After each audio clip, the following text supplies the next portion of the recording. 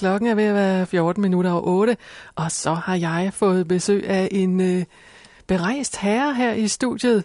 Og jeg kan da starte med at spørge jer lytter, om det var noget med en cykeltur på 600 km i Alaskas 25 minusgrader, eller hvad med en smuttur på 590 km i 40 graders varme gennem Australiens ørken. Af min skøre gæst, fristes man jo til at kalde ham, har prøvet begge dele inden for det seneste år. Velkommen til dig, Simon Honoré fra Kolding, men ofte befinder du dig jo andre steder på kloden. Og jeg vil starte med at spørge dig, hvad var egentlig værst? At køre på isen eller køre i ørkenen? Jamen, det har jo begge to sin charme, hvis man kan tale om charme i sådan nogle ekstremløb, men hvis jeg skal veje det hele op, så tror jeg egentlig, at Alaska-løbet var det fysisk hårdeste for mig at deltage i der.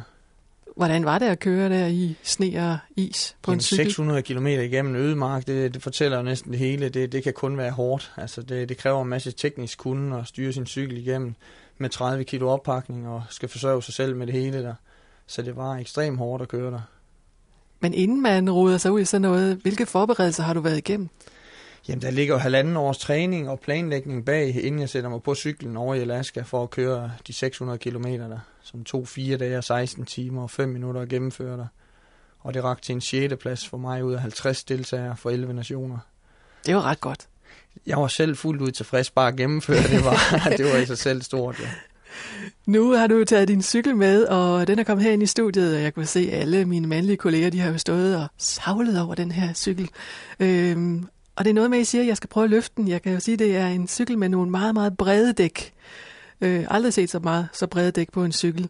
Og ellers ser den jo sådan rimelig sej ud. Der vejer der også pænt godt. Ja, det var så ikke det, de andre siger. De siger, at den er meget let.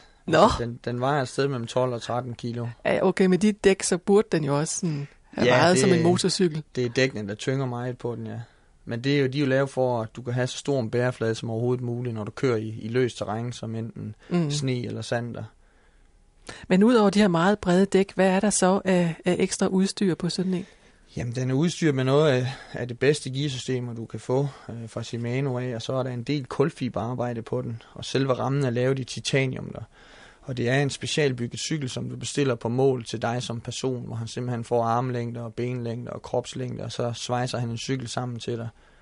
Så det er en bestillingsvare, det er ikke en lagervare. Nej, jeg har i hvert fald aldrig set sådan en cykel før. Det skulle også være efter mit kendskab den eneste i Danmark lige pt. Men Simon, jeg er simpelthen nødt til at spørge dig, hvorfor i alverden gør du det her? Jamen altså, nu spurgte jeg dig tidligere, hvordan din arbejdsdag var. Du kæmper dig op tidligere om morgenen, kunne jeg forstå, og møder her. Og det handler jo i bund og grund om motivation for os alle sammen. Altså, der må være noget, der trækker dig til at komme op på dit arbejde. Det kan være dit arbejde. For mig er det for eksempel at lave den slags eventyr, som jeg brænder meget for. Og der er jo et eller andet i os alle, der driver os mod et eller andet. Og lige ved mig er det den slags løb. Jeg kan godt lide at prøve mig selv af. Så det ligger måske, vi ligger alligevel tæt på hinanden, men alligevel langt fra hinanden. Jeg tror, vi ligger, der skal noget til, for jeg råder mig ud på sådan en tur. Tænker du ikke sådan midt i ødemarken, hvad i alverden laver jeg her? Jo, jeg tænker ikke lige midt i ødemarken, der er jeg i gang, men lige da jeg står ved startlinjen, kan jeg huske, og du hører startskuddet, så tænker man, nu er der 600 kilometer, og der er ingen vej tilbage, det er kun fremad. Så kan man godt lige stå og fundere lidt over, skulle jeg ikke have valgt en tur sydpå i stedet for på en drømmeseng? Det har været lidt nemmere. Ja, Simon, hvad er dit næste mål? Hvad skal du nu? Jamen, nu skal jeg snart tilbage og arbejde på Grønland, hvor jeg bor, og så er jeg ved at arbejde hen imod at deltage i et maraton på Nordpolen. Jeg har aldrig før løbet et maraton, og så har jeg tænkt, det var værd at prøve kræfter med. Og jeg har den rigtige fornemmelse i maven, så jeg er i fuld gang med at søge sponsorater til sådan et maraton deroppe i det allernordligste der. Ja, Simon, ved du hvad, jeg vil ønske dig alt muligt held og lykke. Vi glæder os til at høre mere om, hvad du oplever ude i den store verden.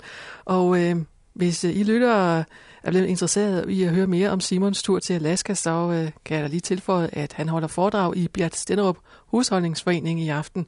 Skal du så til at overtale dem alle sammen til at cykle rundt? Jeg tror, det er svært at overtale folk, men de kan i hvert fald få sig en rigtig god historie om, hvordan det har været at deltage i den slags løb, og så kan de få lidt inspiration, hvad der skal til at drive en igennem sådan noget der, og i det hele taget drive en i hverdagen til at holde sig i gang. Jamen tak, fordi du har tid til at smutte forbi studiet her. Tak fordi jeg måtte.